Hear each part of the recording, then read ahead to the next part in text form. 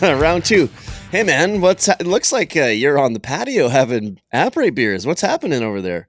Oh yeah, we got a lovely day here, and for sure the best recording studio that I've had so far for the Freeride Guide out here on this beautiful south-facing deck in our little apartment in Verbier. It's a glorious day after the comp. Lots of people, a little dusty around here.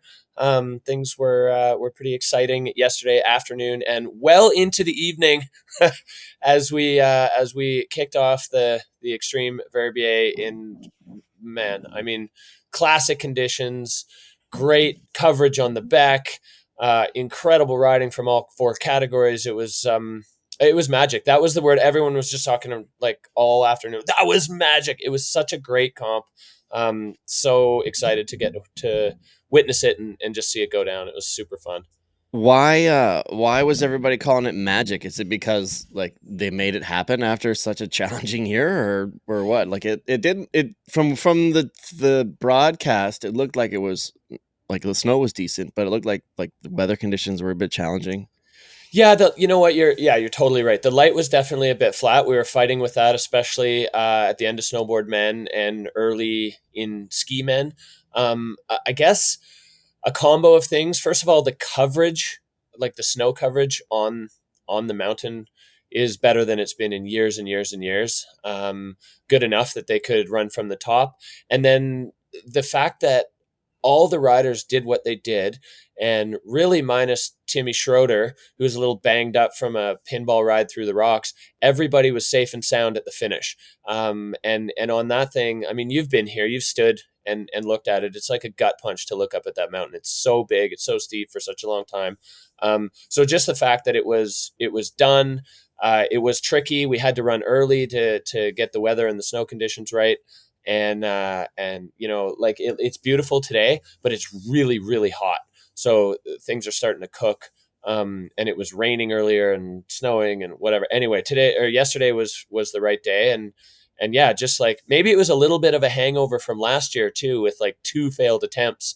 We Hmm. had that day where we went up there and it was stormy and they kept waiting for a weather window that never came, and then when we did go, one bomb on the face brought the whole thing down, and we were done. So probably all those things combined led to just the super good feelings after the day was wrapped. Yeah, I'm checking out everybody's Instagram stories. People from here that are over there, like Andy from Tourism Golden, who kind of runs is the go-to guy over at the Kicking Horse event. He's there right now. I've been checking out his Instagram and everybody else's Instagram, and I'm getting the full FOMO, like the full unbelievable FOMO. It's 7 in the morning here. I'm in pajamas from waist down right now. And I'm like, oh, I'm Like an looking at that. anchorman. I'm looking at the deck view you just showed me, and I'm like, oh, dude, I wish I was there right now. But there's always next year. But there was a great comp. You were talking about the weather. So it was really flat yesterday. It kind of delayed the start. There was a big delay before Ski Men, which we can talk about before they drop. Or I guess before we drop Ski Men on the program here. Yeah. But there was also a bit of sand on the snow. And this is something that's happened several times over the last 5 years or so. Is what? Okay, tell me about that. Like, what's the system? What's the storm called that comes in from the Sahara? Yeah, so basically the southwest wind, it wasn't, so there's the Foon, which is the hot wind. It Hmm. wasn't that, it was just from the southwest. And around here, when they get a southwest wind, not always, but sometimes it picks up sand from, yeah, like across the Mediterranean, and transports it way high up in the air.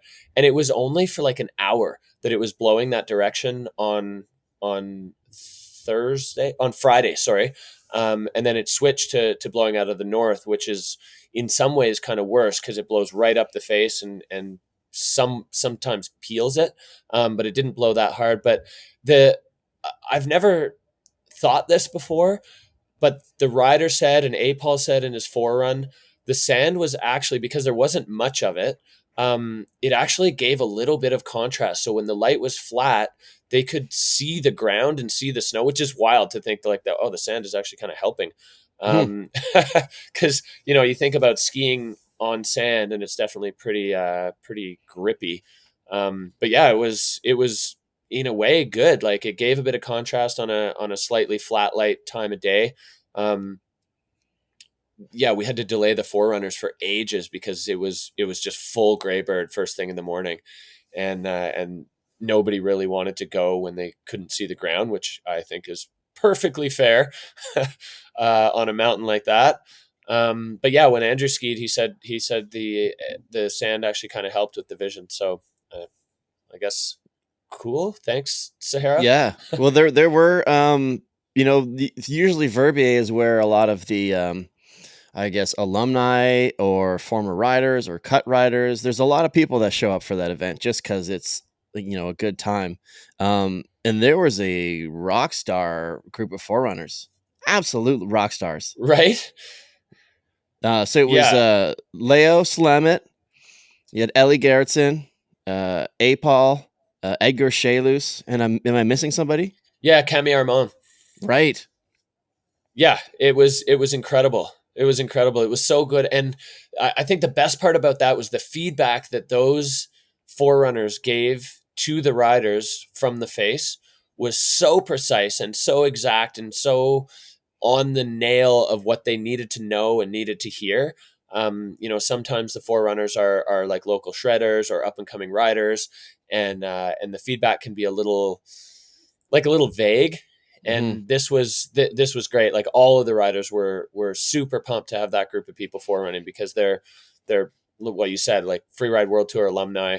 And it was perfect. It was so good. It really raised the mood from everybody watching, seeing the forerunners go, and give them a ton of super valuable information about what the snow was like and the light was like and viz and everything. So it was very cool that they had that group organized, because it made a huge difference. Yeah, I really liked. So you talked about Apol. So Apol, Elizabeth Gerritsen, um, and Siobhan, who is she a judge? Yeah, she's a pro rider and a judge and a commissioner. She's just like a wealth of knowledge of the sport. So those were our three guest hosts, which was so cool to have three like true experts in the booth with us, given the athlete's perspective, given a judge's perspective. I don't know what it looked like from the outside, but for myself, I had a blast with them in the booth. Oh, they did a great job. Really, really, really good job. I actually sent Ellie a text. She texted back. She's like, "Yeah, it's a tough job," and I was like, "Well, you couldn't tell. She did such a good job. I know she tends to be a little bit more reserved or shy, I guess, for lack of a better term. But she Humble. speaks humble, yeah. But she speaks very, very well, and it was a really good job. And then like watching A Paul break down his own run for running was really, really, really interesting. And he sent the Hollywood Cliff as a forerunner. Like, nice work.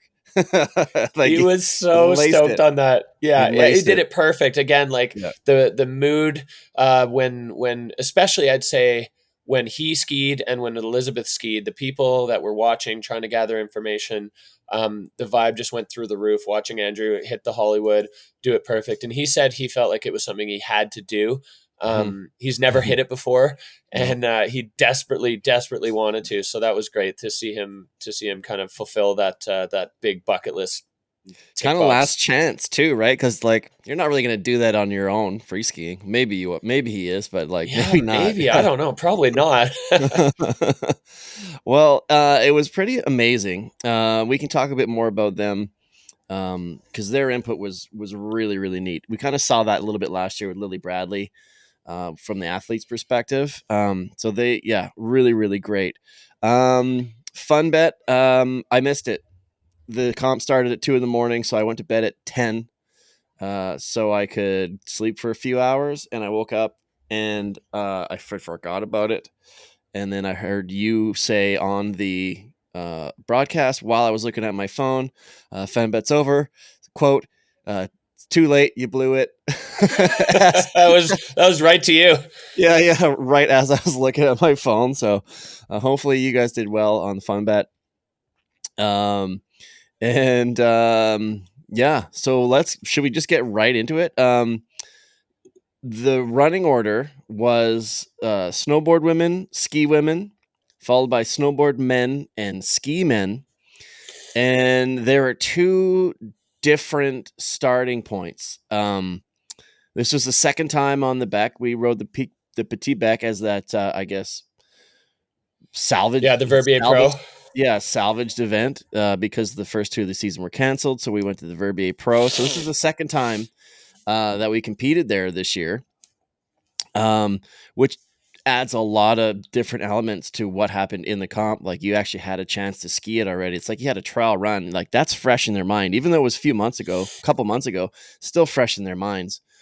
So the women only went from Petit Bec, ski and snowboard, and the men went from the Big Bec. Why? Why weren't the women started from there? Why weren't they? Were they allowed to? Were they mandated? What was going on? It was definitely contentious. There was some drama around that for sure. And so I'll just tell you what they told the riders. Essentially, the decision was so everybody had the best chance of fresh tracks. There were only 9 women in the field, in the two fields between ski and snowboard, 4 snowboard and 5 ski. So the thought was 9 people on the Petit Bec.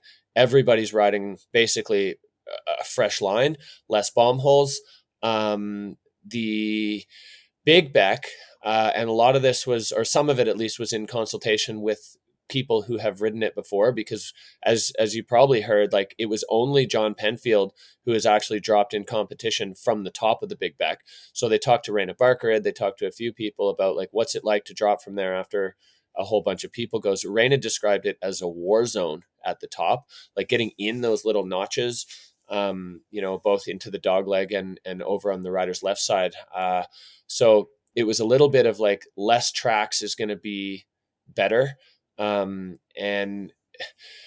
this is where it got a little tough, because it wasn't a choice. The women were given the Petit Bec to compete on, and the men were going from the top. And there were a few athletes in the riders meeting that were pissed about that, and they were feeling like hard done by. They didn't want to have the decision made for them. They wanted to decide. Part of the call was like, if you've got the Petit Bec or the Big Bec, it becomes impossible to judge those two things against each other. Sometimes they'll have a second start gate on the Big Bec that's not at the summit, but that's way over more on the looker's right. And then where it really got interesting is a bunch of the women, particularly in the ski field, were pretty vocal that they wanted to ride the Petit Bec. They had big plans. They didn't necessarily want to be compared to what the men were doing on that other face. Interesting. And they felt that they were going to be able to showcase their skill better on the other face. So yeah, it wasn't unanimous by any means, in the dissatisfaction with it. It's a hard one these days, man, to have like men and women doing something different, and especially to have it mandated from an organization. There's optics behind that don't look great. And everybody involved in the decision fully understood that and still made that decision. But yeah, to me, one of the fascinating parts about it was that it wasn't unanimous among all the female riders in the two categories, ski and snowboard, that they actually wanting to go up there, and go from the top. So yeah, interesting times with that. I think there's going to be a lot of discussion about it in debriefing with like the pro riders board and all the athletes, like in terms of what do we do going forward if we're able to start, because you can't always go up there either. That's the thing. It's been Right. since 2018 that we even had a start gate on the summit. And there was some discussion about like slough management, and you probably saw it in the comp. Like the slough was ripping up there, Yeah. especially for the earlier dropping snowboard guys. And this was again like not super well received in the riders meeting, but one of the things that was brought up is like we saw some people with poor slough management in the last couple events, and they were like, we cannot have that at the top of the Beck. Somebody's going to fall and have like a catastrophic accident. And then there's that like debate about, well, do not trust us, because the FWT has been walking on eggshells for the last couple of years about equity between, and equality between men's field, females field, snowboard women's, basically the men and women's ski and snowboard fields, like literally walking on eggshells. They've made a lot of decisions about how they operate their organization to appease, I guess, the masses, for a lack of a better way of explaining it. So this, could in turn gonna bite them in the butt, but it's what you have to do in order to make things happen sometimes. Like sometimes there's things you just have to do, regardless of politics and regardless of what you're trying to do, like within society, you know. Yeah, I And mean, there's it's like always a it's almost like choice. and exactly, and it almost kind of bites them in the ass, but there's things that they have to do in order to do that. So I could see that would be uh Yeah, look, some to be honest, they difficult didn't have to do conversations. that. They didn't Yeah. have to. It was a choice that was made, and the reasons that they had were the reasons that they gave. Yep. And like I said, like it wasn't unanimous, which to me was far and away the most interesting bit of all of it. There was a huge amount of dissension in the women's ranks between the riders of who wanted to do what. And I think that's something that it's going to have to be discussed in depth with the riders to figure out what happens going forward, and if it's going to be in the future, if it's going to be from the top for everyone. Everybody needs to know that, like in November, and then Yeah. you can go get on big lines and practice slough management and figure it out. And that same goes for the guys. I mean, it's the fear was real, and one of the funniest parts was the because there was some discussion of like, oh well, if we're doing it this way, why don't we start from the top and the men ride the petit bec? And like 70% of the men's field was like, yes, let's go, we want, like, we'll definitely would rather do that. They like, in the same breath, the organization took all the men, ski and snowboard, to the summit by helicopter the day before to look down from the top, because they felt that some of the plans that were being made were way out of line with reality. Some of the runs that were done were seemingly out of reality. Well, But yeah. yeah, right. Well, let's get into those All right. runs. Yeah. Let's go. So we had one thing I did like is they put it in reverse running order from who was in line for the championship, like the I guess the podium or the roster spots where you were in the overall, which I thought was great because it actually added some really, really good suspense and drama to the competitions. So why don't we do it in running order like we always do, starting out with Snowboard Women. So once again, Petit Bec, second time they got to run it this year, a little bit more filled in. They've got it fresh in their minds. And this was another pretty impressive performance. First place, we had Erin Sauve. Second place, Nuria Caston-Baron. And third place, we had Anna Martinez. So going into this comp, they were all so close in the overall standings that whatever position they ended up in on the podium in the extreme, they would end up in the final. And that's exactly what happened. Yeah, it was so sick having it like that in terms of like effectively a three-way tie for first. I mean, I know it wasn't exactly tied, but it was close enough, as you said, that whoever won was world champ, and that kind of pressure is, I mean, it's insane on the riders and for us as fans, as viewers. It was so cool, and I'm really interested and kind of happy to hear you say that you liked the reverse running order, because that was another thing that had some contention around it. Some of the riders weren't that stoked on it. They felt like dropping last was a disadvantage because there were going to be more tracks, especially the ski men who are going after the snowboard guys. I mean, the women's field again was pretty small, 5 skiers and 4 snowboarders. Um, but like Marcus and Max, Hitzig specifically, were like, man, like we kicked ass all year, and our reward for that is going last on the back, like in as Rene Barker had described it, a war zone of tracks.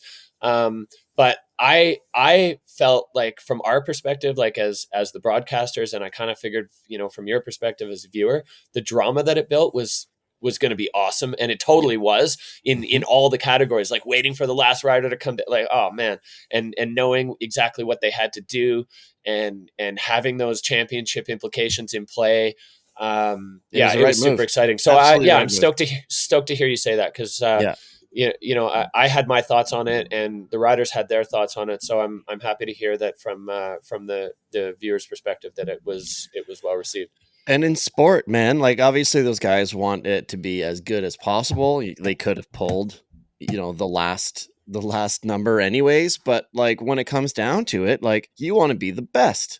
You win overall, it's because you're the best. There's no excuses like, oh, there was tracks in it, there was a bomb hole here, a bomb hole there. Yeah, sure, it's a variable that makes you easier to do your run or not.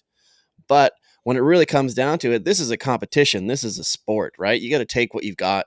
And if you are literally the best out of the rest, well, you deal with stuff like that, right? So, from a sporting perspective, I loved it. I think it was great. So with Snowboard Women, we had Erin drop second. And on the last episode, I asked you, has she figured it out? I think she proved it. Another spectacular run with three big clean airs. She rode fast and hard and took zero. She took her foot off the gas, zero brakes, and was like, "All right, I'm doing this." Yeah, put her foot on the gas, I think. Oh, what did I say? Yeah, took her foot off the brakes. Yeah, foot Yeah, on the gas. totally. All Yeah. gas, no brakes. No, it Mhm. was so sick, man. Aaron rode unbelievably well, and is truly, she's laying down the gauntlet for the other women in the category. And I saw a great comment. Aaron made a nice post about winning, and Katie Anderson, the last year's world champ, jumped in the comments and was like, you are elevating the game. And it's so true. I mean, and the other girls are gonna get back to the drawing board, and in training. And it was wild last night. Aaron was like, I'm getting to the airbag this summer. I'm going to be doing backflips and threes. Like they're all, and this transcends ski and snowboard. Like they're all watching each other. Aaron's watching Manon, and the girls are watching each other, the women, and watching what the boys do.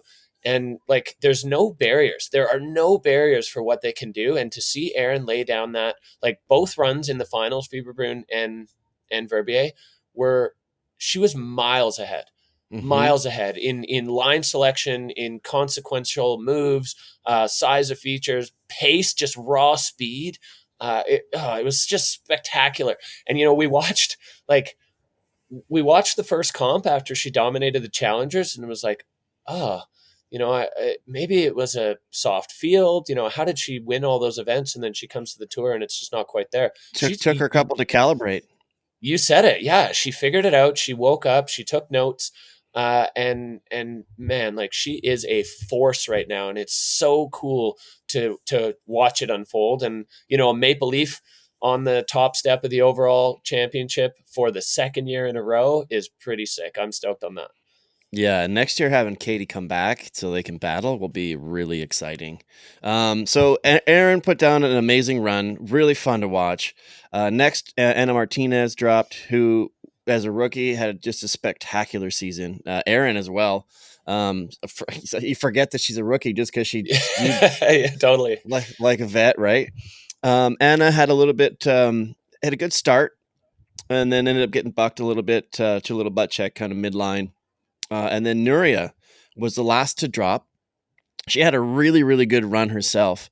The difference between Aaron's run and Nuria's run, in my opinion, was Aaron just decided to go do less but more. So bigger airs, kind of bigger features. And Nuria had more.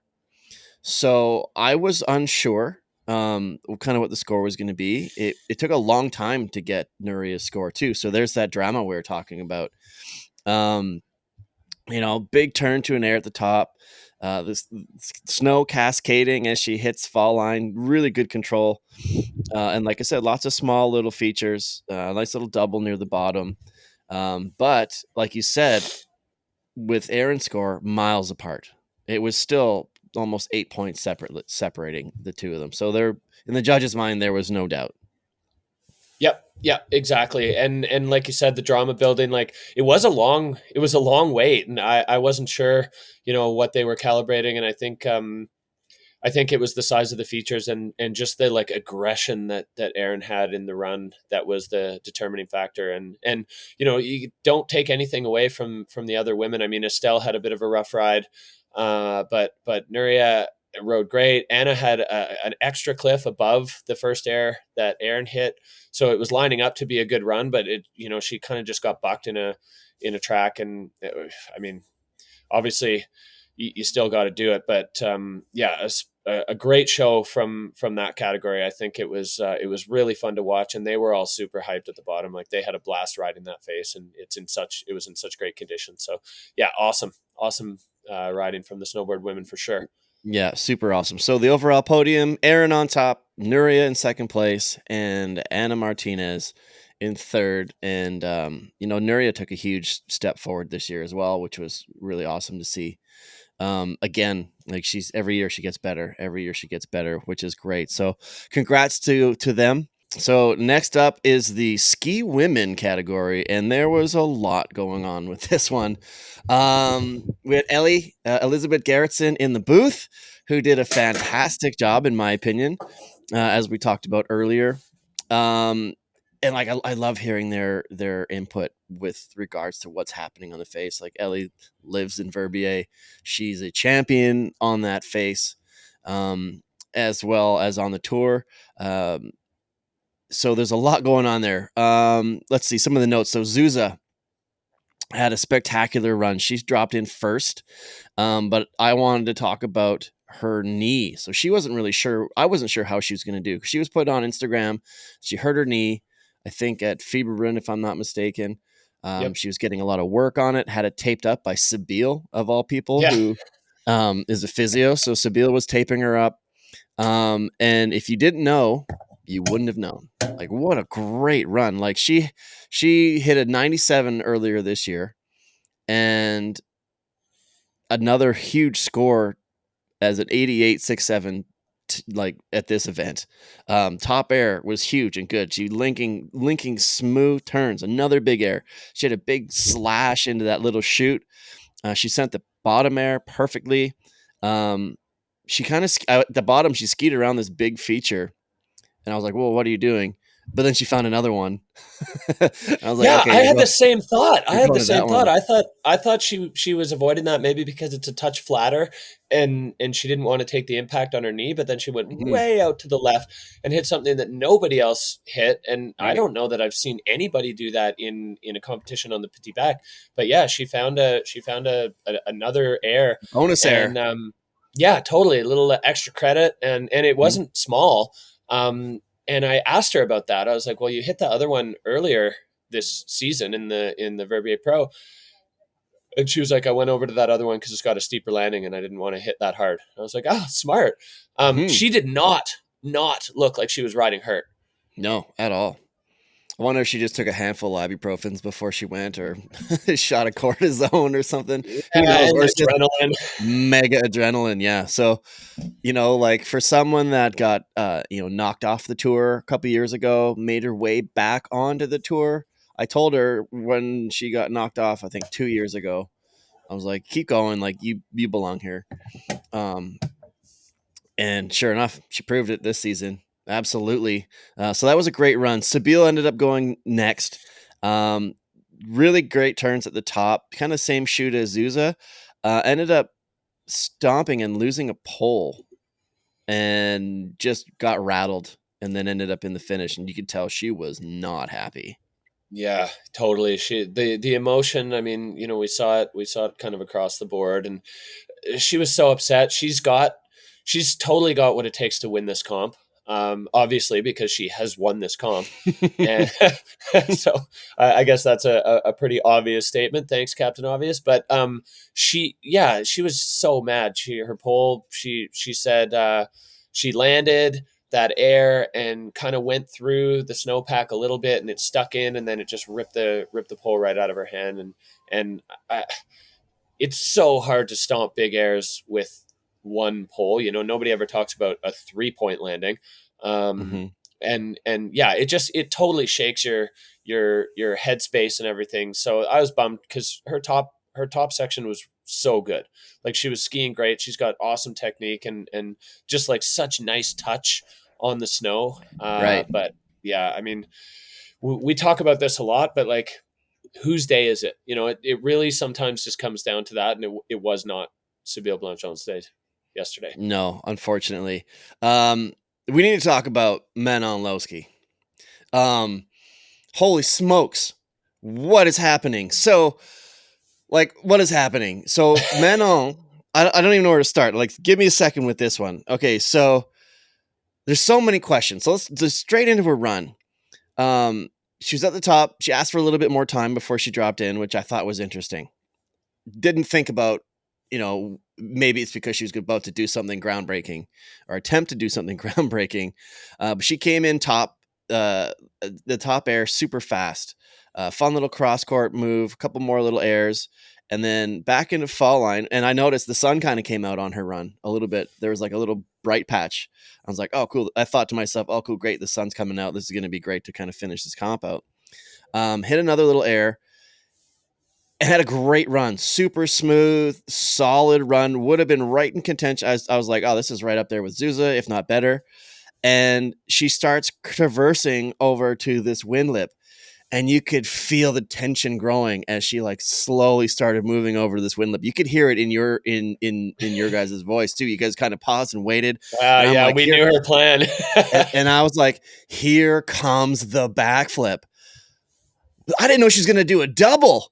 She Yeah. attempted a double backflip, and I was hands in the air, mouth dropped, under rotated, but holy smokes, like that is the level of skiing in Ski Women.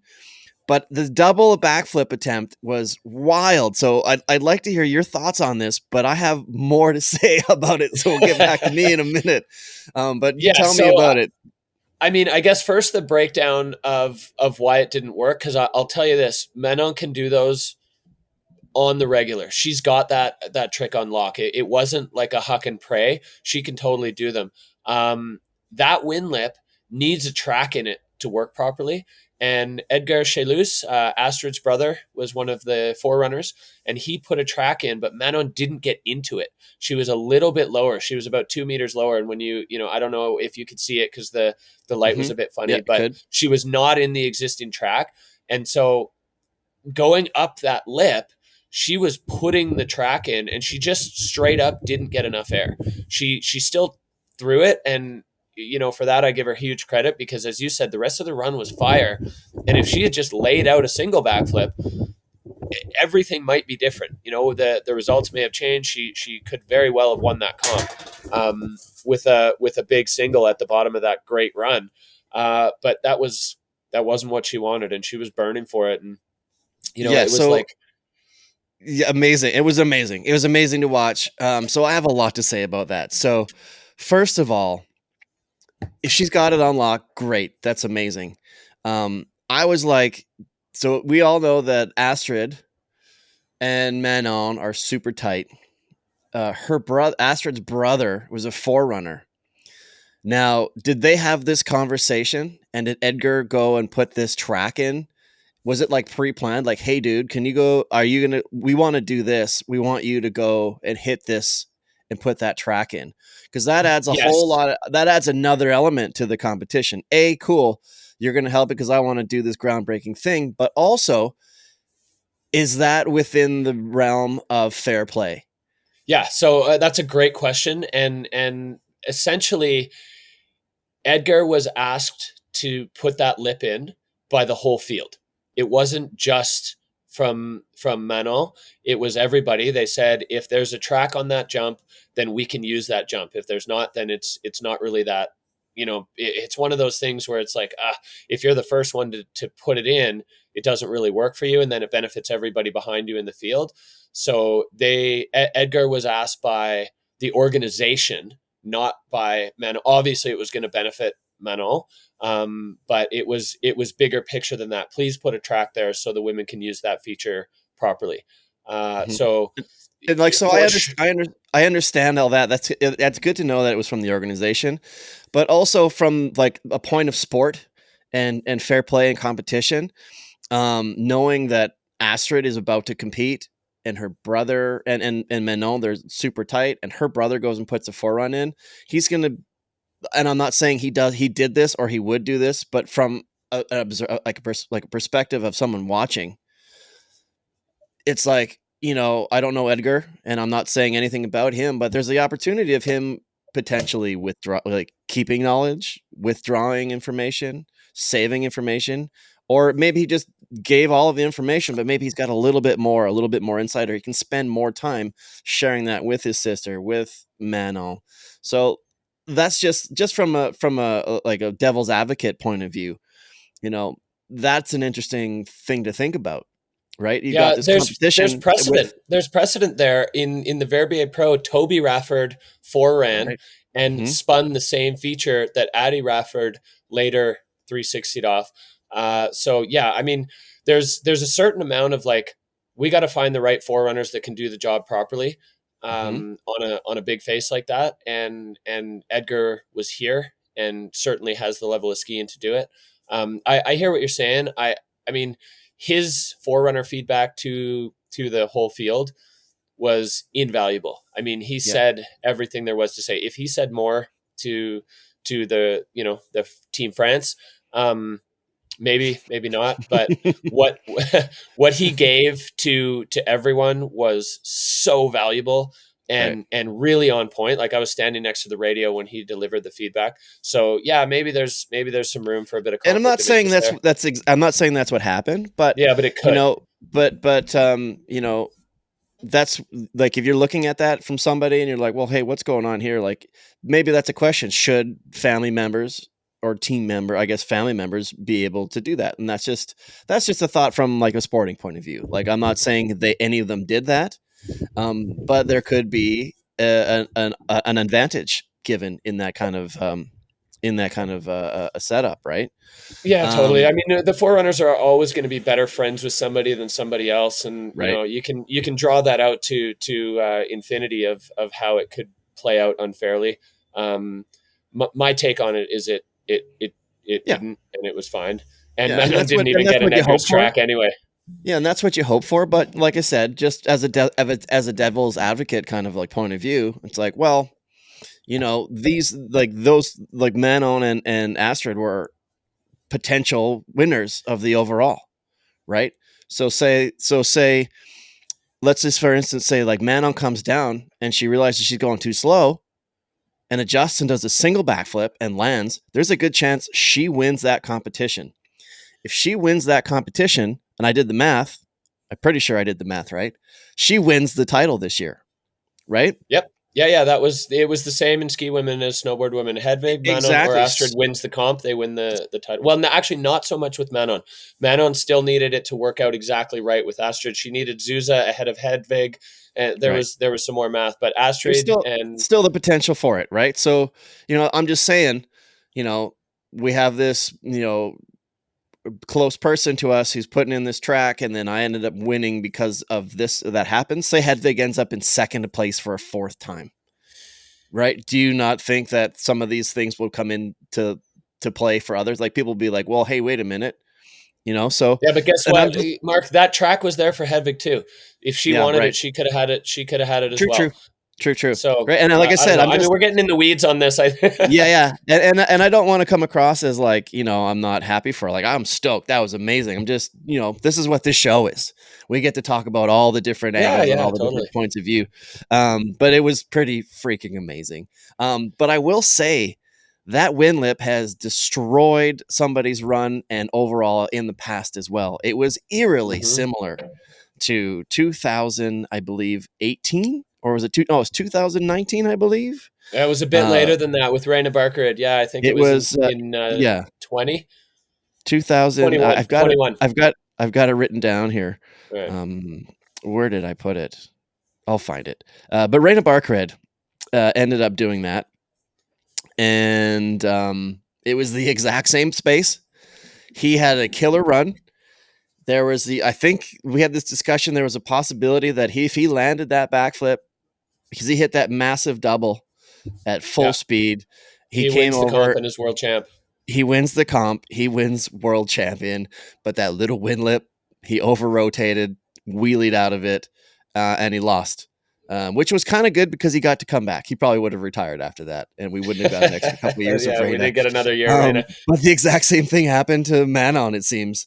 So it strikes again. History repeats itself, which, oh man. And I was thinking about that. Like I was listening to Andrew Pollard on the men's announcing, and that guy has so much knowledge about the history of that face, Mm-hmm. who hit what and when, which I thought was really cool. So I don't know if Manon was familiar with that or what happened to She Reina. didn't I'm care. sure. She didn't care Yeah. one little bit about that. She wanted to do a double backflip in a comp, and that was the end of the conversation. She was going to do it, and like you said, raise the bar and do something that's never been done. That was the goal from before she even arrived in Verbier, and I mean, I give her so much credit for it. So much credit. She's done things this year that nobody else has done. You know, 360 and backflip in one comp. I think I said this in the show, but the Georgia run where she did the three up high and then laid that big backflip out off a cliff would have been the highest scoring women's run ever had she landed it. Or well, I mean, she landed it. She just didn't manage the speed on the outrun. Um, she's lifting this up. You know, she's putting Freeride on her back and lifting it up in a way that we haven't seen in a while. And I'm here for it. Like Menno and Astrid are gonna win World Tour titles. That's going to happen for sure. You know, and this like we're getting ahead of ourselves a little bit, but the storybook ending of this one with Hedvig winning the day and winning the title with a winning run. I have no doubt that those young women are going to be around for a long time. And Manon's going to stick a double backflip in a comp. It's coming. Like there's no doubt in my mind that it's going to happen. And That's I awesome. love it. I love it. I love it. I love it. But like, holy smokes, man! Like the progression, it's like she just put everybody on notice. Like Yeah. everybody's going to be hitting the trampoline gym this summer because they have no choice. They got to keep up. They got to keep Yep. up. So congrats to her for doing that. Like I said, I would have loved to see just a single and a land, but and that was the question I was going to ask. Is like you just answered it. She didn't really care if she won or not. She just wanted to do that. Yep. Good 100%. for her. That was it. Congrats. That was Yeah, the plan. Yeah. good for her. I, And I wonder if she's because I know she hangs out with Max Palm a lot. I wonder if Max Palm was in her ear, be like, "Yeah, you should totally do that. It worked for me." yeah. I mean, Yeah. maybe they ski together a lot, and that's where it was. You know, the kind of word came from. Max was like, she's not been posting it, but she's doing dubs all the time, all the Yeah. time, and she's not been posting it because she wanted it to be this explosive, like, you know, release party. Oh, oh So man, yeah, I so wish she had been able to. But do you know what? When she does it, it's going to be yeah, it's fantastic. coming. It's coming for sure, But now and that the future. everybody knows Yeah, it's yeah. coming. So, Now we'll be expecting it every time yeah, she skis yes. into a jump. Or either that, or someone might try to usurp her and take that away. So that could be an exciting thing to see next year too. But wow. Moving on, it keeps getting better. Hedvig dropped in next. True Hedvig style run, aggressive with the big double, sailed over another huge air, an even bigger air at the bottom. So happy with her run at the bottom. Hit a 93.33. You could tell she knew like this was her moment. I spoke to Hedvig at the beginning of the season in the Athletes, Rookies, and Wildcard episode. I sat down with her when she stopped through Vancouver, the Peak Performance Store event, and she just talked about A little bit why she left the tour, a little bit why she felt like she needed to come back. She was in Vancouver to show her film Headspace, which to summarize it, it's basically about a film about her life failing. Not to sound crass, but just not quite reaching her goals or achieving what she had wanted to within sport. Um, so she's sitting at the bottom. She put down that spectacular run, and her quote on the feed was, "Astrid, I wish you the best, but don't beat me." Just like she knew this was her moment, and she couldn't do anything but pray and hope that she won. So then Astrid drops, and this is what we were talking about before with the drama. This is Mm. fantastic. Astrid puts down a run like Hedvig does. Astrid takes the title. So Astrid had an amazing amazing line, which aired into a big cliff, right into that into that closeout. Yeah, that was sick. Yeah, Well scoped, really yeah, well scoped. stomped it, and that's kind of what we've seen with her all season. Is she finds different lines that people don't really don't really see. The only person I can really other think about like that is maybe Molly Armanino, who you always Hmm. expect something different from. Astrid's kind of on the same vein as let's find something different. She did hit the same cliff as Hedvig. Hedvig's bomb hole was a little bit farther, and she had a little trouble with that landing. Almost lost the ski twice, and ended up getting her pole stuck in the ground, exactly similar to Sabine. And Ellie was saying that Ellie and Apol were saying as the face gets lower, the landings get flatter. But she held on hard, a lot of strength, a lot of effort to keep on her feet, which she did. But that pole just ripped out of her hand. So she gets to the bottom, and I knew right there, like Hedvig won, and what a moment. It was so intense. I mean, like you said, it wasn't quite perfect, and perfection was required on that day to stand on top.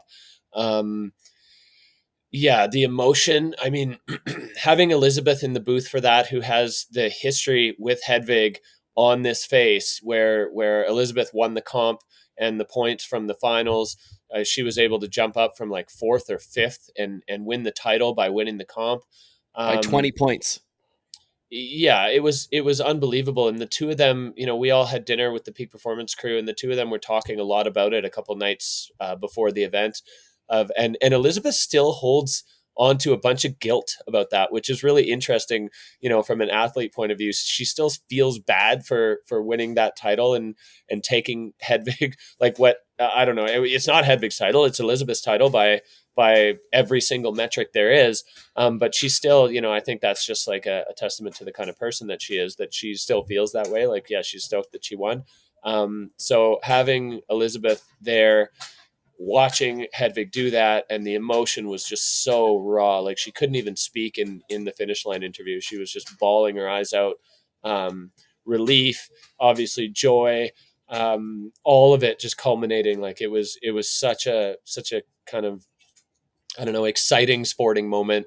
And for the two of them to share that together, from Elizabeth in the booth and Hedvig down there in the finish line, was just so special. I thought it was a really incredible kind of moment, and Elizabeth was probably just as happy as Hedvig was, and Hedvig was pretty happy. Oh my goodness. Yeah, I started welling up. It was just I felt so good for Hedvig, knowing what she's been through, knowing like this is what she wanted. She created a film talking about how she wasn't able to achieve her goal, kind of like that. And then on the last run of the day, wins the Yeah. event, wins the overall It was title. a fairy tale ending. It was a It was a total fairy fairy tale tale, ending. absolutely fairy tale. So I'm hoping that she comes back, but if she retired, like what a final chapter. Yeah, that's a mic drop for sure. Like, that's how you do it. And go ski spines in Alaska and film, and Yeah. have that contentment that what you came back to do, Mhm. you did. And her route to it, I think, was really professional. She was saying a lot before this event that she hadn't felt that proud of the runs she's done this year, and that was eating away at her. but still coming into this event in second overall, you know, there was a certain, like, I think I kept saying it in the broadcast, like a slow burn. You know, she was Mhm. building and building, and there's something to be said for being the one chasing rather than the one being chased. Yes. You know, you've got that target in your sights. You're not worried about what's going on behind you. She had to win the day to win the title.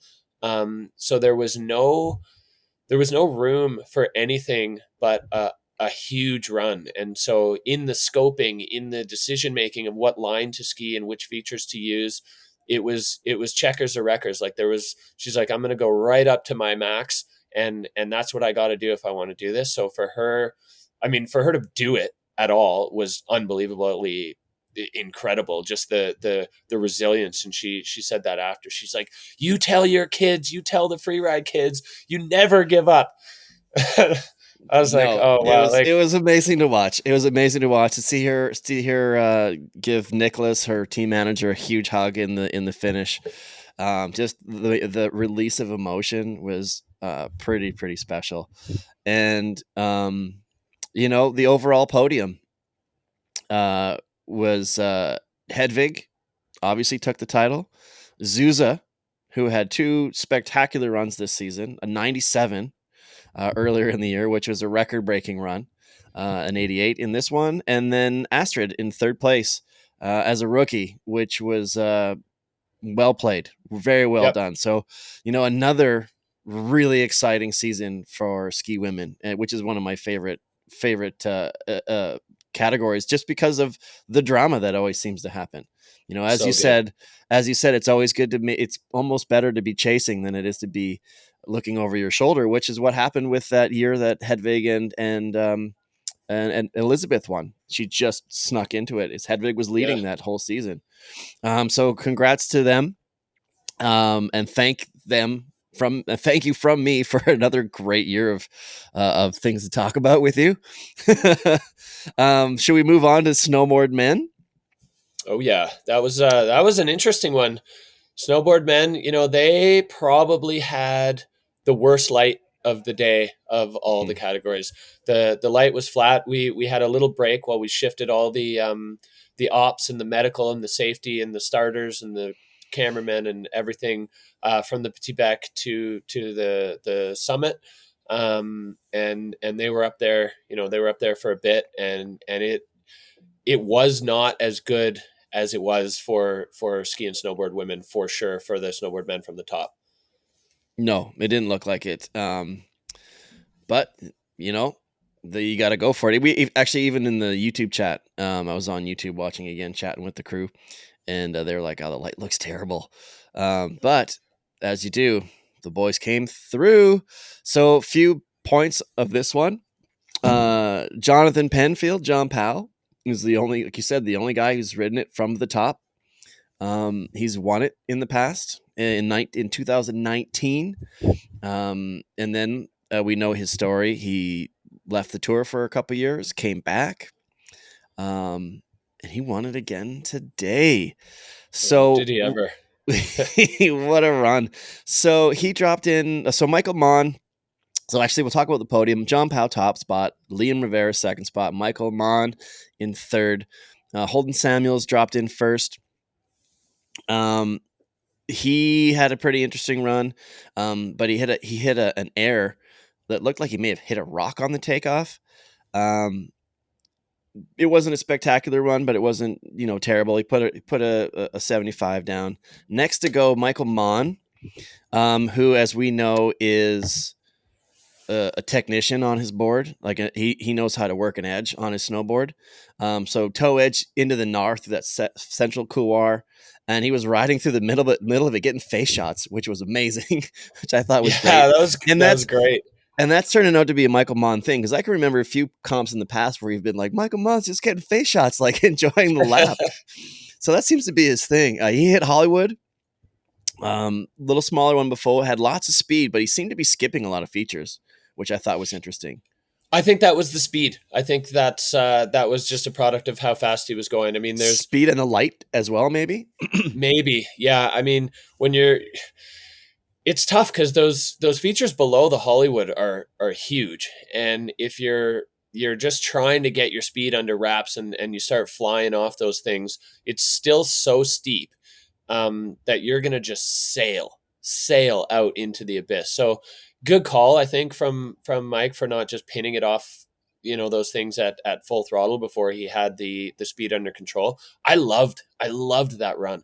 Watching him traversing into the central couloir where he was on the toe edge and his hand was on the face. It wasn't like he was bent over. It was one of the few moments where you really got to look at how steep that actually is. When you're standing completely extended on your toe side edge on a snowboard and your hand is touching the wall because that's how steep it is, it was a real good indicator from us who are watching on a screen, and for everybody at home watching the same thing that we see, how steep that really is.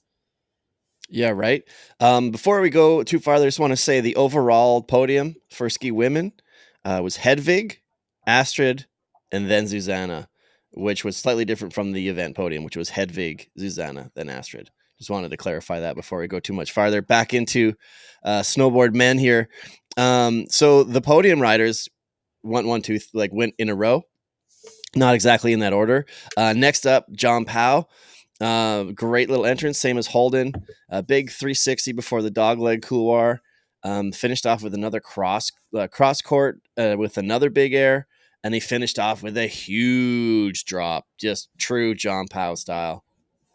It was funny listening to Siobhan in the booth, and a few people have been saying it, like, he's such an underrated rider.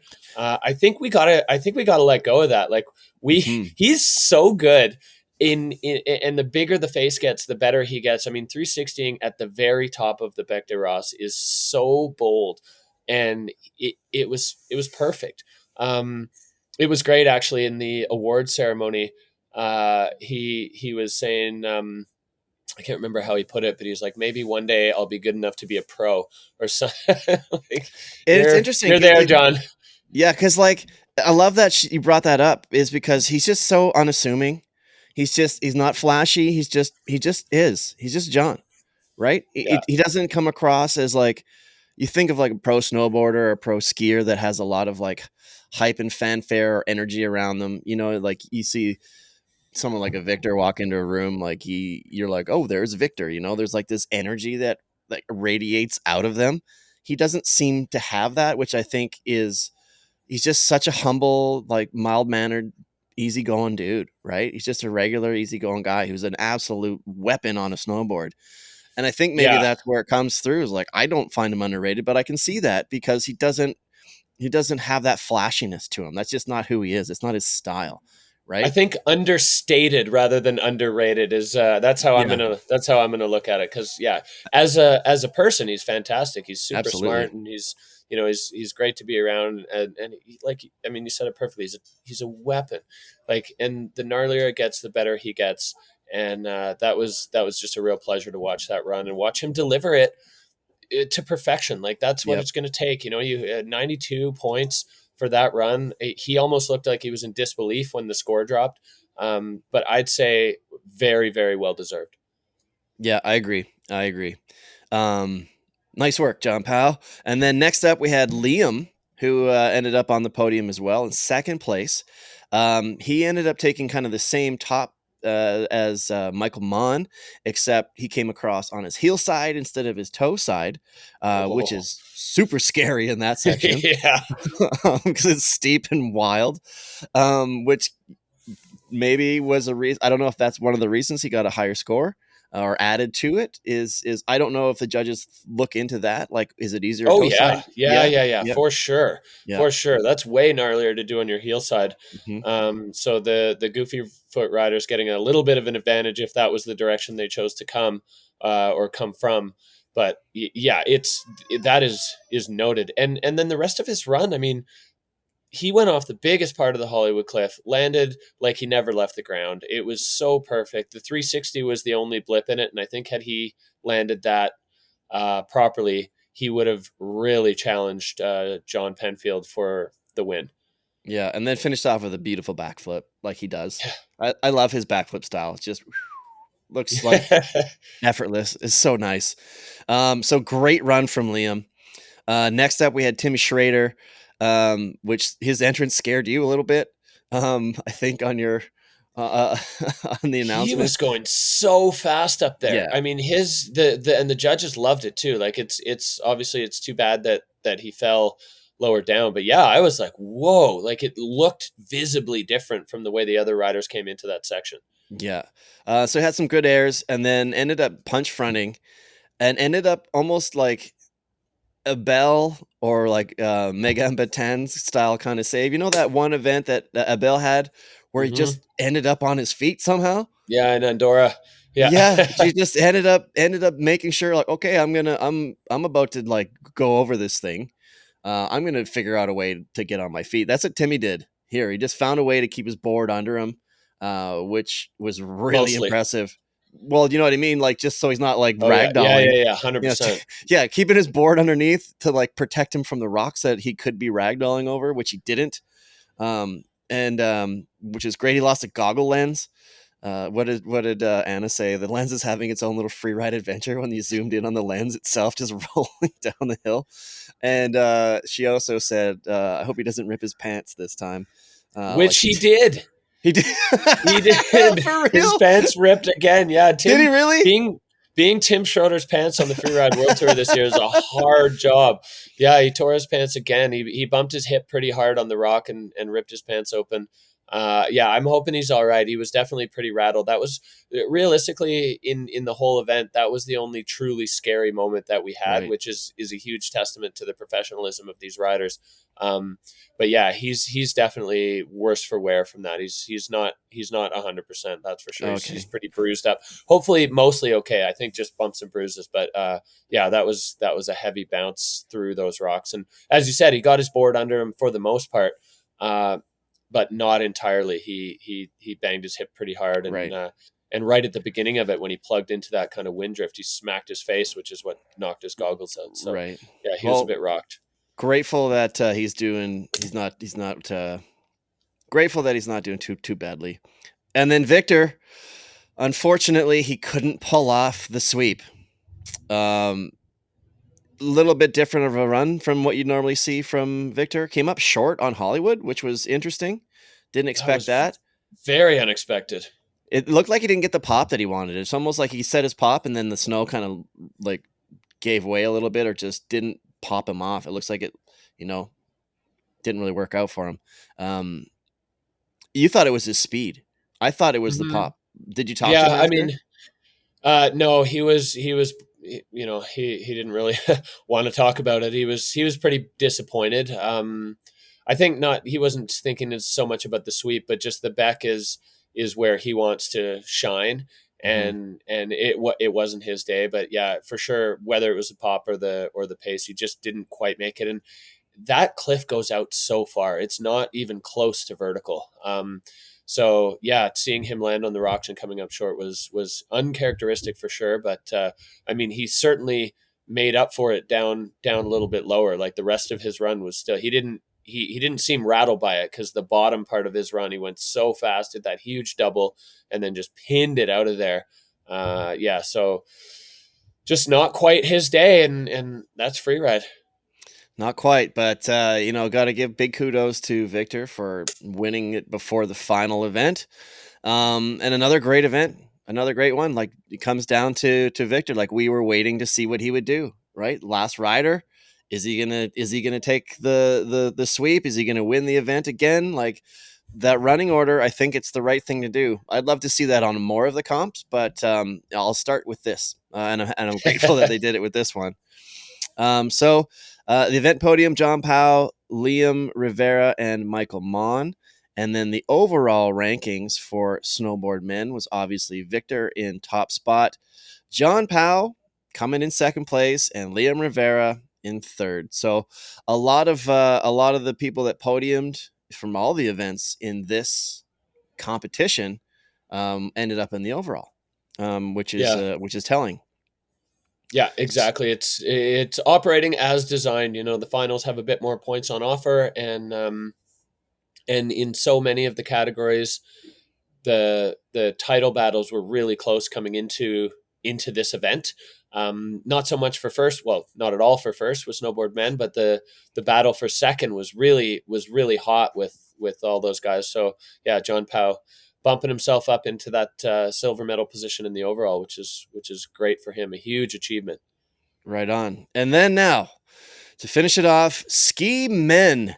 So I got a lot of notes on this one. We had Andrew Pollard in the booth, which was fantastic. Like as I mentioned earlier, it was great to hear Andrew's play-by-play, watching his own forerun, which was Yeah. really cool. And he had so much he had a lot of really good insight to not only the face because he knows it so well, as I also mentioned, his knowledge of the history of that face was really impressive.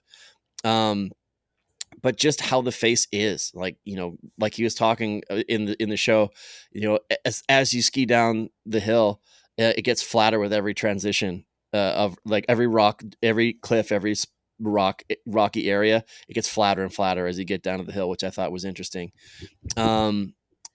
It was a 45-minute weather hold before ski men, and all of the guys were at the top waiting, which I wouldn't have wanted to do. I know when I stand around on the snow a lot, the bottoms of my feet get numb or they get cold. And then as soon as I start to ski again, it's like I'm skiing on concrete blocks. They're also standing at the top of the beck Yeah. for like an hour plus, trying to stay warm, trying to keep their nerves in check. Probably not a fun thing to do. No, I think that was so intense for them. The hold was 100% the right thing to do. Wait for the light to be good enough for them to run. For those last couple of riders in the snowboard men's field, it was pretty gray. Victor definitely said that he couldn't see nearly as well as he wanted. So it was necessary, but it was tough on those guys who were just standing up there for that long. It's so small, it's so skinny, it's like completely falls away in every single direction. So it's a terrifying place to spend any time, let alone to sit there for ages. Double kudos for Oscar for being the first guy out of the gate after that long hold and then just lighting it up. Yes, agreed. Like he put down a fantastic run and he was jazzed. Skiers fast, like skiers left with a fast entrance, super aggressive in the Xavier de la Rue cliff. A big backy, a second huge backy above another cliff and stomped it. With Oscar, it's all or nothing with that guy. Like he's like, to quote you, he's checkers or wreckers, man. He's either on the podium or he's not. Yeah, So or I'm he's not. glad. He's collecting his skis. Yeah, I'm glad he put that one down. Seeing and it's cool. I like what Rosignol did with all of the pro athletes I guess the men's athletes that did like a custom top sheet for Marcus or Max Palm. I like his. They were pretty cool looking with the graffiti style. Kind of gives you a little bit more info onto his personality. And also his shout out to his cats who are also on his skis, which Yeah. I was unaware of. Always on his skis. He's got the face stickers of his cats, and yeah, it's so good that those custom skis are unreal. And they would have done one. They would have done one for Astrid as well because she's on Rosinal now, but she signed a bit too late after the project was already in motion. So Mm, yeah, that if you're listening and you're wondering or thinking that it's sexist that it only did it for the guys, it was a timing issue, not a gender issue. good to know. I was actually wondering that, and I wasn't going to bring it up. Well, But I thought I would because but they I'm glad said you it. They're did. like, I'm really glad you did. Nice. So that was a good way to start things off. Then we had Martin Bender, who had the only guy who attempted a 720, unfortunately crashed it. The Gorilla made an appearance, the Lego Reel. And you were talking on the stream about how they're maybe not sure if they're going to let him in the finish line, and then Andrew said the Gorilla did not get the memo. Which I I'm love having those guys. Oh, I love those guys. They had like smoke flares going, like it was a European yeah, soccer game. yeah. They bring the hype, they bring the vibe. They get so behind. I mean, obviously they're behind their crew, But they're just as stoked for everybody else as well, and huge cheers. You could hear them in the background, when the riders were in the finish, like they were for sure the rowdiest, noisiest of all the spectator crew. Yeah, that was so fun to see them come in and just get hyped up for Martin. Right on. Well, this event, I think only had 4 men in the 90-point range instead of Only s- this instead of field is 7 insane. instead of 7. And it was a really great comp. So we'll talk about the podium finishers. I guess the 90s. So Oscar ended up with a 90 and ended up in fourth place. But a couple of people I wanted to chat about. I want to talk about Turdell's run a little bit. Um, Spicy Lincoln turns through the gnar like he does, fast, just like a classic Turdell line from the top.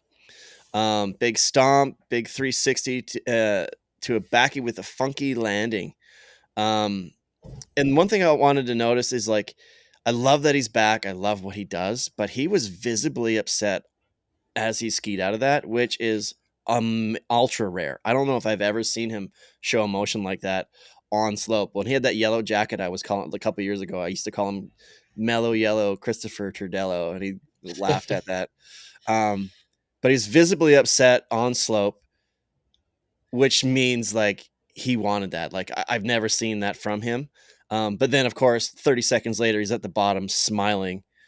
It just shows how much he cares. Yeah. And he put it on the line there. He hit the Xavier de la Rue cliff absolutely perfectly, and he hit it more skiers right where Zav hit it and where Mikhail Bimbos hit it. Like it's only been stomped by one skier before yesterday. Mm, And Oscar went there, but hit it way over on the left side, considerably smaller. Not to take anything away from that, but the the De La Rue proper is where Turdell went, and he nailed it.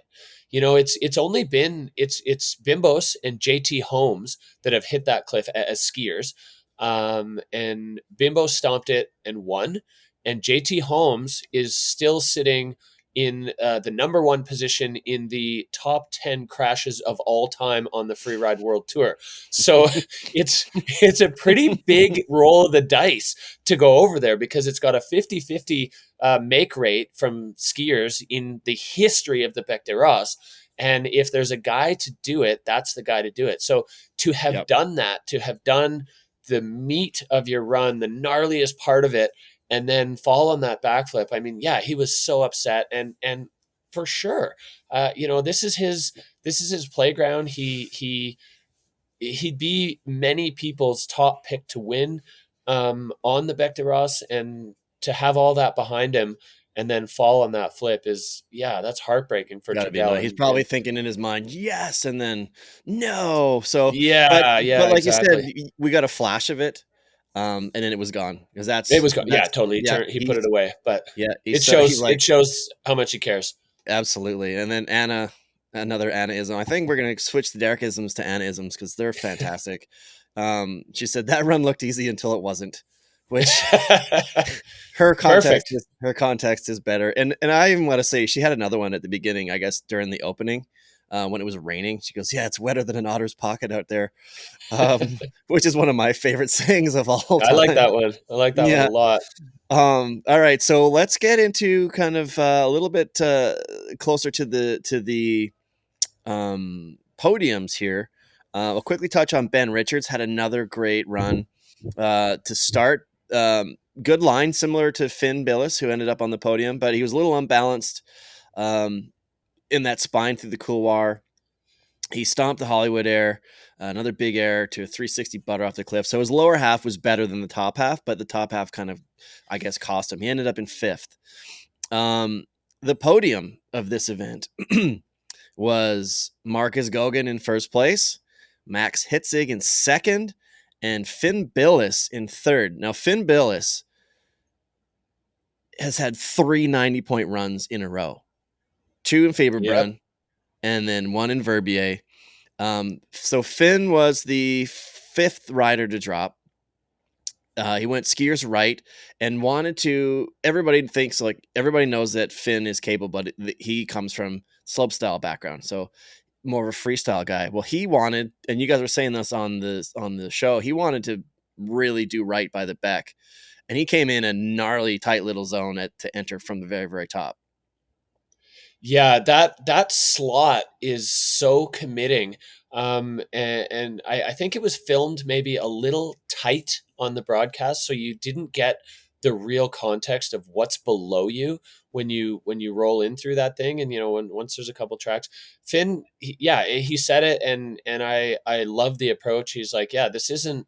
I'm not going for a freestyle run on the, if you can call it the easier side, like over to the dog leg, like out to the left into the face above the Zav de la Rue cliff. Like it's just so steep, so exposed, so scary. And he was flowing. He was Flowing. just silky smooth through there, not really checking his speed, but just skiing at the right speed for him. I mean, what doesn't look like the right speed for an area that's that exposed, but just dead smooth. And then he's we've had a bit of a discussion. Was he the first person to ever 360 the Hollywood? Apparently, back in 2000, there was a snowboarder that tried it, but maybe it was something lower. Anyway, we got to get the VHS tapes out and and dig into the history. But for sure, the first skier, and it was perfect. And what's wild to me about that is at the face check during the time that riders are trying to put their lines together.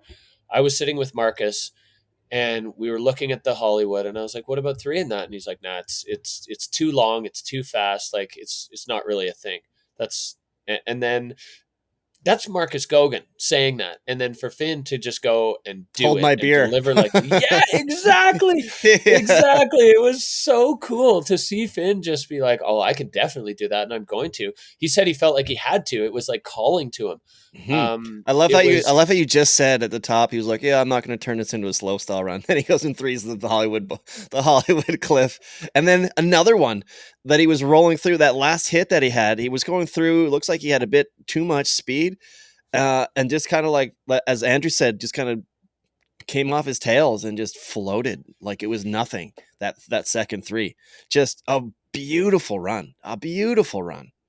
Yeah, it was perfect from top to bottom, and he was so happy with it. He was just glowing, beaming, like at the bottom, and at dinner, like he was just so pumped that he felt he, like we talked with Hedvig, like a run to be proud of, and he felt he fully did justice to this mountain. And I give him full credit for that, because it was very well scoped. That second 360, it looked like he was screaming across there, almost out of control, clearly not out of control, as that 360 was so nice, so smooth, and everything. It was perfect. So yeah, massive congrats to Finn. A podium on the Bec de Ross is something that you can really hang your hat on. I love how proud he was too, with regards also to Hedvig being so proud, because they had the same line score, 93.33, which is Yeah, a that's a pretty good score. pretty good score. So moving forward, so Finn was the fifth to drop, then Tenla dropped. Couldn't really get his feet underneath him on a little zone. Just had a tough run. Turdell we talked about, Ben Richards we talked about, and then to finish the event. This is why I've brought this up a few times. That reverse running order is special, because we got Marcus Gogan and Max Hitzig. So if Marcus was first or second and Max didn't podium, I think that Marcus was the had to be equation. first. He had Marcus to had be to be first, first, and then and Max had Hitzig to off the not end up podium. on. Yes, so Marcus had to be first. Max had to not be on the podium in order for Max to win. Well, Marcus put down one of the most ridiculous runs I've ever seen and ended up in first. So let's talk about this a little bit. So Marcus's run, and during the top of his run, Andrew Pollard was saying that he wanted to name something on the Beck. Like, that's a pretty audacious goal. It's not like I want to ski well, I want to hit this thing. I want to name something. Like, that is pretty bold. That's some like confidence right there. Like, he's not he's not a guy that is obnoxious or in your face or like, I'm going to do this. Watch me do this. He's not that kind of guy. He's a pretty humble, really nice kid. But to have that kind of confidence in yourself is so wild. Like, I want to name something on the Bec de Ross the first time I've ever skied it from the top. You know what I mean? So that to me was like, wow, this is going to be exciting. So he came in, Lincoln turns up the top in the Nar, airing above the cliffs. He had that big 360 and then moved over to that amazing double. And sure enough, it's going to be the Marcus Gogan double from here on out. And just wow. Wow. Yeah, What a I run. guess in the public viewing area, the whole place went silent when he went over there because they all thought he was lost and was about to, to have a terrifying fall. But Because Marcus people put like us and people down there, they have no idea that's a humanly possible feat, right? They look at that and they're like, where's he going? He can't do that. There's no way that's humanly possible. Mhm. It's Well, Marcus it Gogan was possible. part of it was he knew he was dropping late, so he wanted to do something where there was a lesser likelihood of being tracks. Mm-hmm. And that was, he's like, well, I don't think that many people are going to go in there. And he was right. There were definitely no other tracks there. And even after the fact, I mean, there was no rider in that field who saw him do that and went, oh, I wish I did that. Nobody else wanted anything to do with that area. And all the way through the scoping, the face check, the line choice, like he was like, yeah, I can do that. The original plan was actually to take it as a triple from that little buttress that was above the double. And plan B was to do it the way he did, going in above that airplane, turning into the takeoff of the first one. It would have been the second one if it had been a triple. I mean, it was Yeah, kind of a triple because you did have to hop a little bit, hop and airplane turn in. But yeah, it was the exact plan executed perfectly, perfectly. absolutely perfectly. Like that one area is kind of the only exception to what Andrew was talking about how it flattens out as you get lower. There is transition on both of those landings. It wasn't that flat. It works, Mm-hmm. but it maybe only works for Marcus. Yeah, it was pretty spectacular. And you know what made me think about is there, as you know, you were his coach growing up through the juniors on Whistler Blackcomb. There is a classic cliff above the peak chair. Thousands of people line up in the peak chair. The first guys that get in line will go straight to this zone. It's called Air Jordan. And I looked at this and it was like a 3x Air Jordan where you have to drop into a lily pad with speed, quick stomp, and then point. And in my mind, I looked at this and I saw it looking very, very similar. Obviously, it's like 3 times on the scale bigger than Air Jordan. But that's kind of what it looked like to me is you drop in, you have to stomp quick, get your legs up, and then point it with speed. And I wonder if being able to have hit that several times which he has done, that this was like, oh, this is kind of similar to something I've already done before. This isn't a big thing. Well, yeah, I mean, I can tell you from spending time scoping that line with Marcus that it was definitely still a big thing. Absolutely, the experience of hitting big doubles like Air Jordan comes into play with the just experience. I mean, experience in this game is everything. And as you said, it is different. The both airs are way bigger. I mean, Air Jordan's kind of a small one to a big one. The other, I think, real defining factor on that air for Marcus on the back is how short that pad is. The So short. touchdown.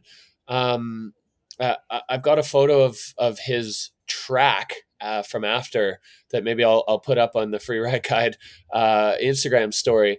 But it's a ski length. Like his skis touch down, impacted, and he was off again. There was Mhm. no real skiing, and they did some I don't know where or how, but they did some measuring, and they reckon from the takeoff of his first air to the base of the second cliff is about 32 meters. So if you're a imperial It's about 100 measurement feet, system, 90 to 100 feet. yeah, it's somewhere between 90 and 100 feet with a fraction of a second touchdown in the middle. So precision, strength, raw balls, all of those things just in one go.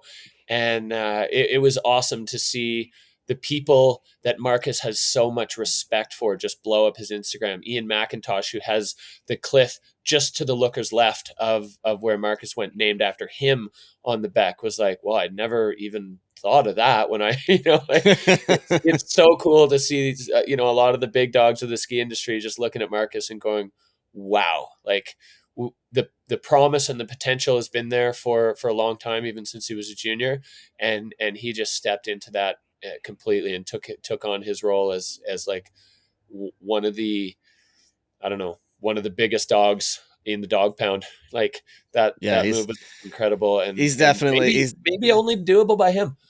you never know. I'd say, maybe Max, but we'll get to Max now. So Marcus is on the podium. He did what he needed to do. First place. So Max Hitzig's got to put a run down, which is kind of what Max Hitzig does. He also has had 390-point scores in a row, just like Finn.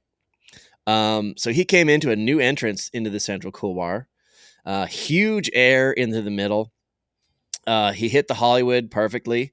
Another 360 followed by another big air. He did exactly what he needed to do.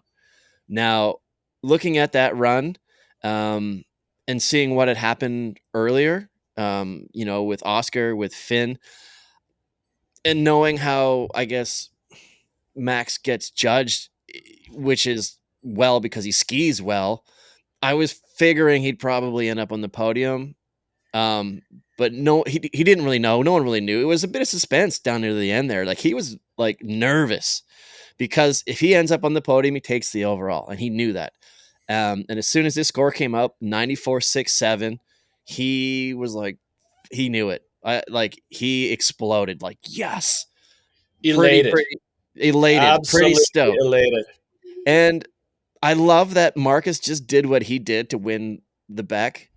That he didn't really seem to mind all that much. Like, I think he wanted to do that maybe more than he wanted to win the overall. But Yeah, I'm sure he would have. his focus was on the comp, and Yeah, I mean he had to win if he wanted to win the overall. He had to win, and then it's out of his hands. I mean, yeah, and Hitzig is such a surgeon on these free ride faces, and his run was incredible, absolutely incredible. That incredible. bottom air, like nobody hit it like that. He went so big. Every part of it was fantastic, and I think across the board we saw, and we saw it in Fieberbrunn as well, the judges made a statement with those scores. The big nasty airs on that face are gonna play. They're gonna score Mhm. high. That's what people want to see on the Beck. Um, very well executed, super well scoped. I mean, there was so much that happened in this comp that was groundbreaking. Were first time evers. So for these athletes to be rookies on the Bec de Ross, to have never skied it, nobody had ever taken it from the top in all categories except for Jonathan Penfield, and to put down those runs, like yes, they were impressive and incredible, but also calculated. Like there weren't a lot of scary moments. Timmy bouncing, pinballing through the rocks. Tenla had a little moment at the top of the dog leg where he got super backseat and almost skied into the medic. But That's right. otherwise, I it forgot wasn't about that. it wasn't scary. It was unbelievable, and obviously these people are just total superheroes. But it wasn't scary, and I think maybe to me that was one of the best overall takeaways from this, is that these young athletes, because we are like our average age on the tour is younger than it's ever been before, Which I think you and guys all mentioned of on them. the broadcast, Yeah, didn't you? well, it's a big deal. It's a full changing of the guard, and a lot of the older riders have either retired or not requalified, and I'd say maybe more so on the ski side, both in men and women, than we're seeing on the snowboard side, um, where we have riders in their 30s on the top of every championship podium. The skiers, it's a kids game right now, and they're coming out of the juniors and then popping through the qualifiers in a year or two, and they've really changed the whole thing. They've changed the approach. But what I was really happy to see, and this is a long road to get to a short point, um, young riders, but making good decisions and skiing within their ability. It's just that the bracket of their ability is so enormous that they're able to do stuff like that out there and have it not even look scary. Other than people got super nervous watching Marcus go over to that double, but they didn't know what he was planning. They thought he was lost, and then when he went, they were like, "Oh, I didn't even I didn't even see that. I didn't think that was a thing." So yeah, it's such a testament to the level of skill and training and like not mountain knowledge that these athletes all have at a very young age, that they're able to go out there on the nastiest face on the entire tour and deliver runs that blow our minds but don't scare the pants off us. I love that. I think we're in such a good place in competitive free ride right now.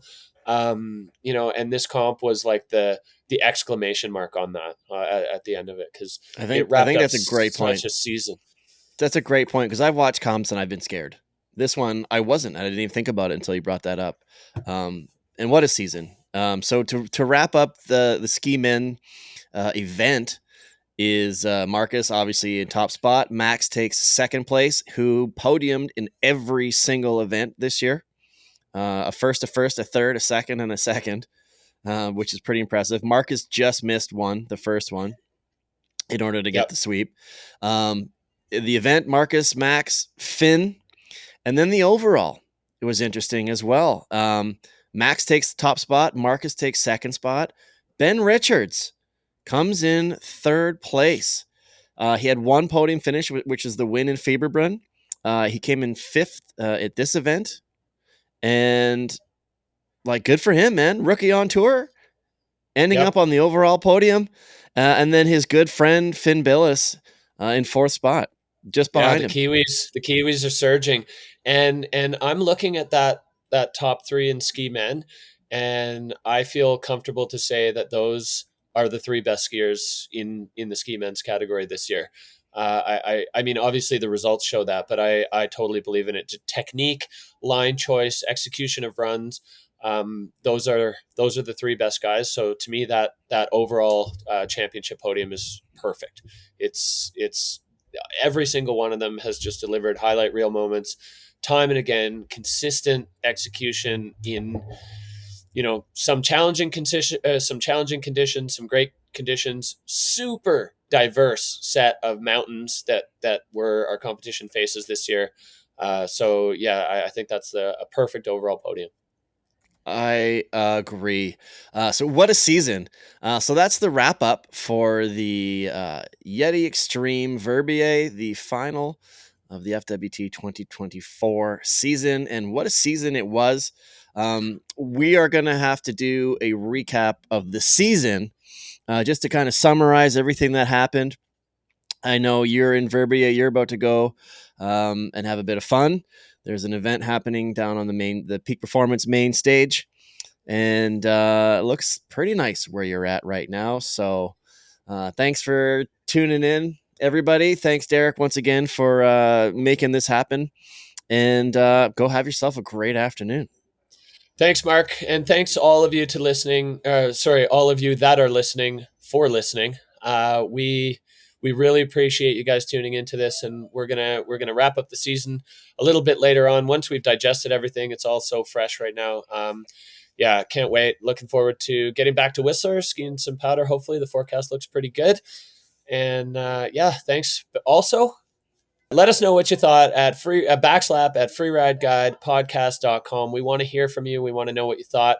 We want you to let us know how we're doing and what you think about the superheroes of freeride, because these athletes are truly just taking the sport into the stratosphere. And I think I can speak for you, Mark. We are here for it.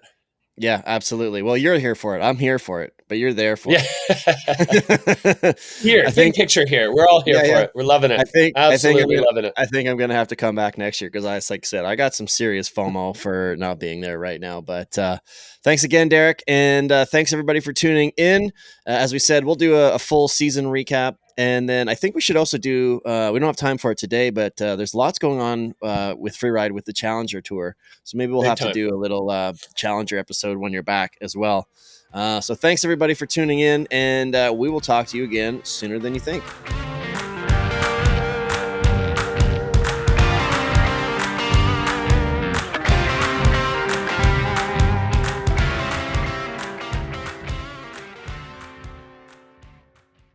This has been a Redmark Media production.